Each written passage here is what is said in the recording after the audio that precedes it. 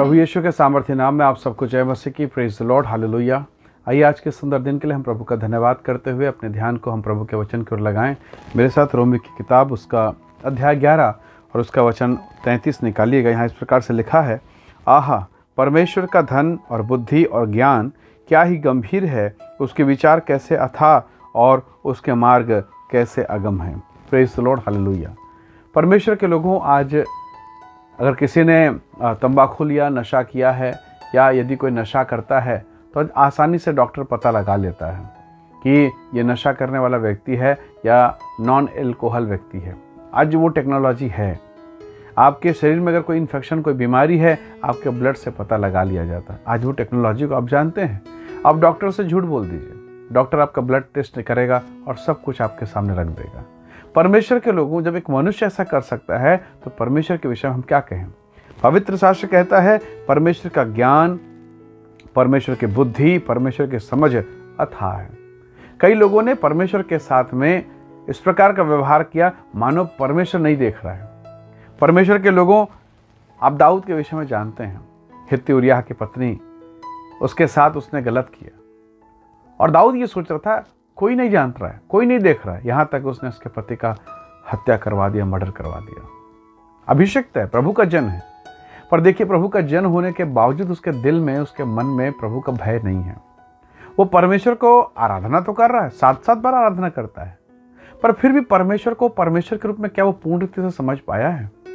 अभी उसे लग रहा है कि मेरे पाप, मेरे गुनाह प्रभु नहीं देख रहा। हाँ, प्रभु तब देखता है जब मैं प्रार्थना करता हूँ, जब मैं उपवास करता हूँ, जब वेदी पे आता हूँ, तब प्रभु देखता है। हाँ, पाप करता हूँ तो प्रभु नहीं देखता, या उसे दिखाई नहीं देता, या मैं प्रभु को मैं झूठ बोल सकता हूँ या उसे छुपा सकता हूँ।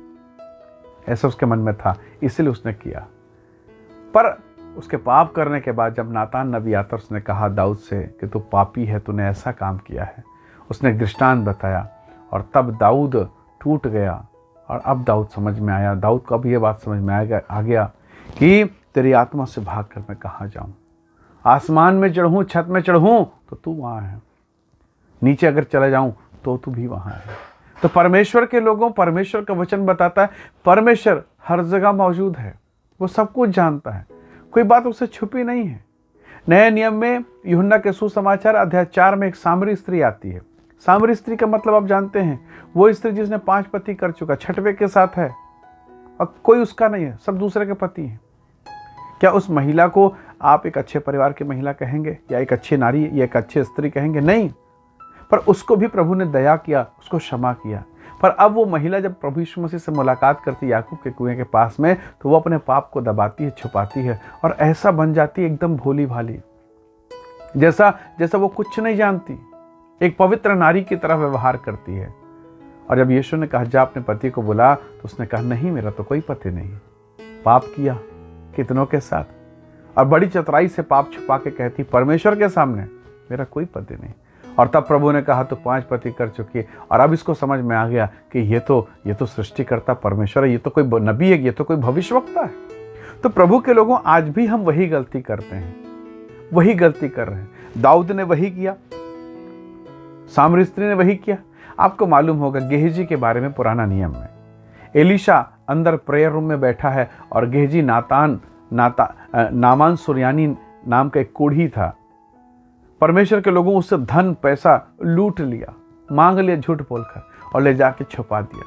नामान सुरयानी सेनापति, कोढ़ के रोग से ग्रसित, परमेश्वर के अनुग्रह से चंगा हुआ, पर लूट लिया, छुपा लिया पैसा गेहजी ने। और जब एलीशा ने पूछा कि एलीशा कहाँ से आ रहा है, कहाँ गया था, उसने कहा नहीं, कहीं नहीं गया, तेरा दास तो यहीं था, बिल्कुल कहीं नहीं गया। परमेश्वर के दास ने कहा तो झूठ क्यों बोला?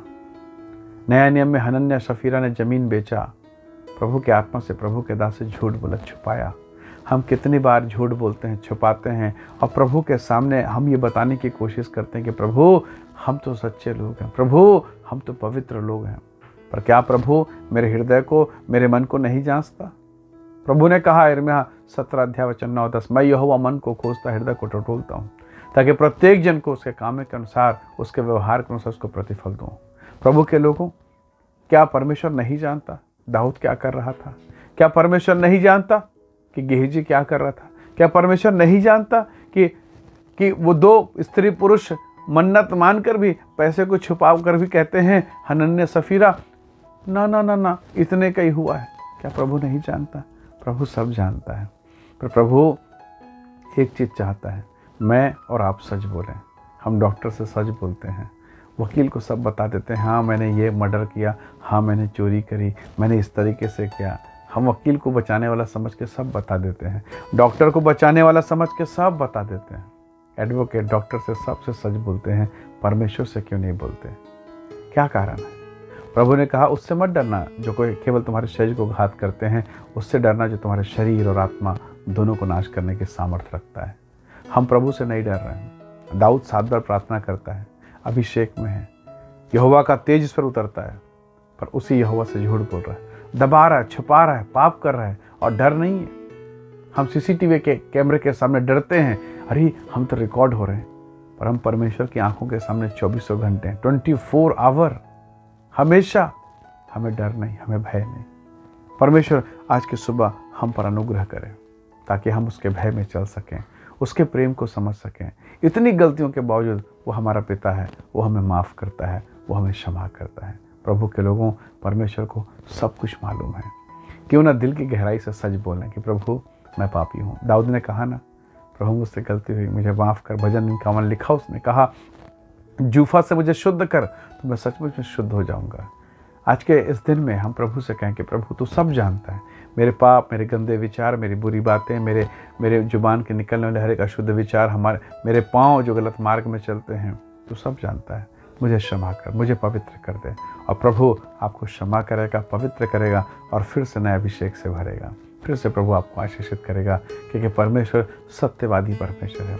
परमेश्वर सत्य है। परमेश्वर का नाम ही मार्ग, सत्य और जीवन है।